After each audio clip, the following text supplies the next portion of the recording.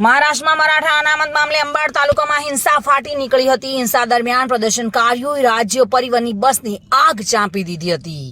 કાયદો અને વ્યવસ્થા માટે સલામતી જાળવવા માટે સ્થાનિક વહીવટીતંત્ર દ્વારા અંબાડ તાલુકામાં કર્ફ્યુ લગાવી દેવામાં આવ્યો છે। જાલના જિલ્લા મેજિસ્ટ્રેટ શ્રી કૃષ્ણ પંચાલે કર્ફ્યુ લાદવાનો આદેશ પણ આપ્યો છે। મહારાષ્ટ્રમાં મરાઠા અનામત મામલે આંદોલનકારીઓએ અંબાડ તાલુકાના તીર્થપુરી શહેરમાં છત્રપતિ શિવાજી મહારાજ ચોક ખાતે રાજ્ય પરિવહનની બસને આગ ચાંપી દીધી હતી।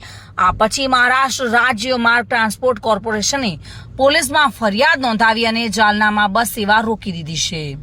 બીજી તરફ અંબાડમાં કર્ફ્યુ લગાવી દેવામાં આવ્યો છે અને હિંસાને ફેલાતી રોકવા માટે 3 જિલ્લા અંબાડ, જાલના અને સંભાજીનગરમાં નેટ બંધ કરી દેવામાં આવ્યું છે।